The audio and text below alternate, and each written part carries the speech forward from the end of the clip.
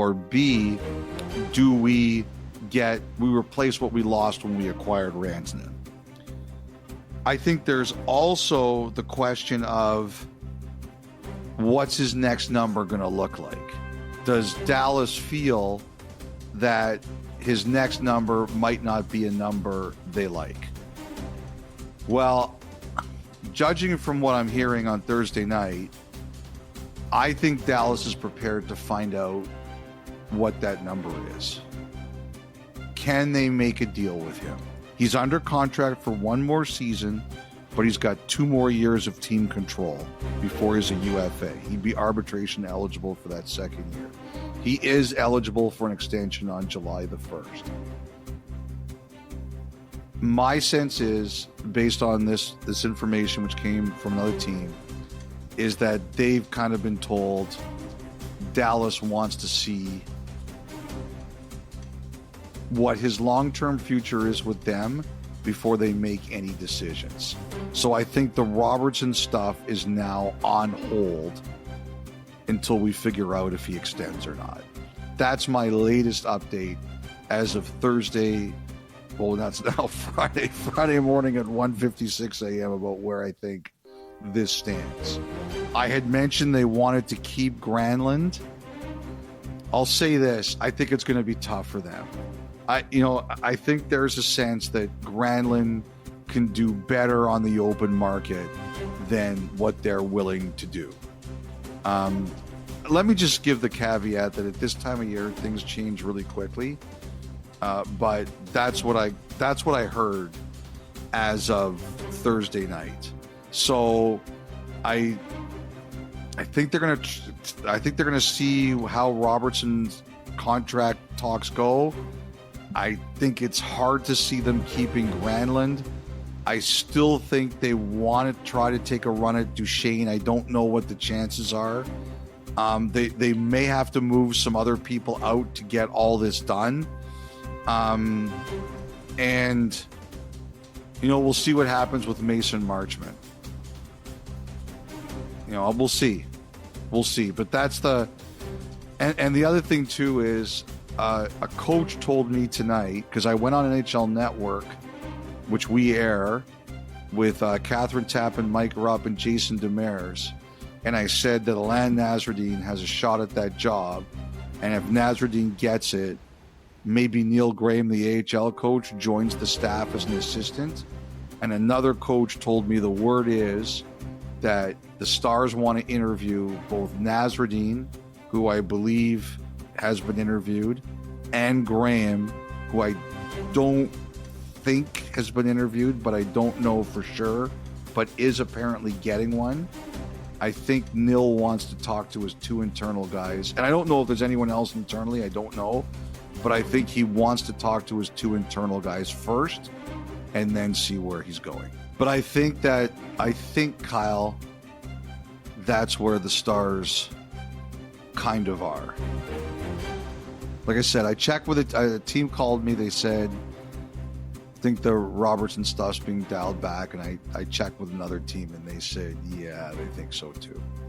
Which of course means we'll drop the pod at 9 a.m. Eastern on Friday morning, and he'll be traded at 9:01. Yeah, exactly.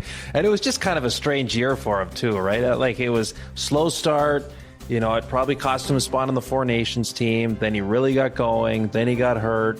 Slow initially coming back in the playoffs, and then he ended up kind of being the lone guy for Dallas that was finding it offensively against Edmonton as things kind of crumbled there.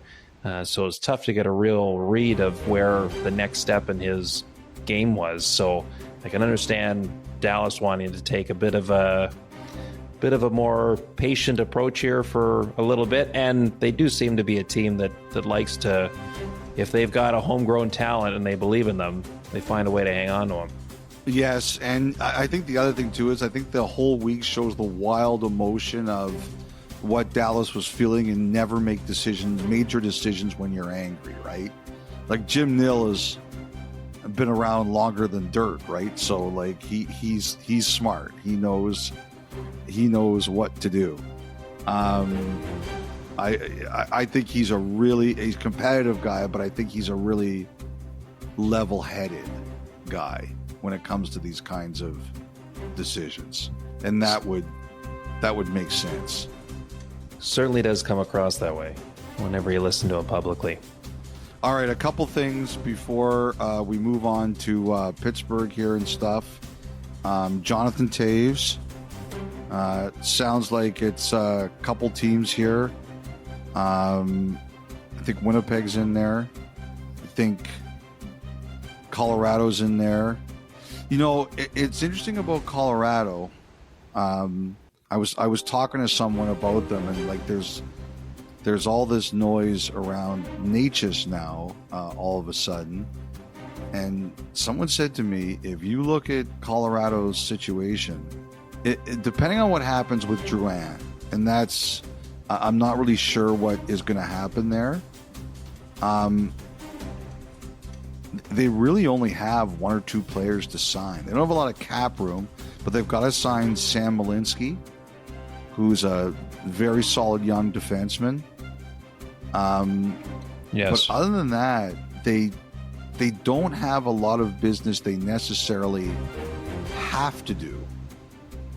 So, you know, I know people are looking at their roster and saying they got to clear space. They got to clear space. I don't know that Colorado feels that way. I think they kind of look at it like, you know, there's a lot of rumors about Charlie Coyle. It sounds to me that's a lot of teams looking at Colorado's roster and saying, well, they have to do something. I could see the Avalanche just saying, nah, like we're good like this. Never have too many centers. The one thing I've heard, like they traded for Lindgren, who's probably going to go to market. I've heard they wouldn't mind another defenseman with a bit of jam or edge to them. But I've heard they don't necessarily, just because other people may look at them and say, oh, they too tight to the cap, they got to make a move. I'm not convinced they think that. No, well, especially how they started last year with all the injuries. Yeah. And now teams are going to try to tell them, look, well, you can't go into the season with all those players. Yeah, no, we'll take that over the alternative. Thank you. Yeah, I'm not sure. Again, it's always one of those situations where it could be proven to be wrong, but I don't think Colorado's convinced they have to do anything. They like how this looks on paper. One of the other teams I suspect on Taves, Lightning. Oh, that makes a lot of sense. But I'm pro Winnipeg on this one. I'd like to see that. Yeah, any of the three you mentioned would be a great story. But there's some romance about the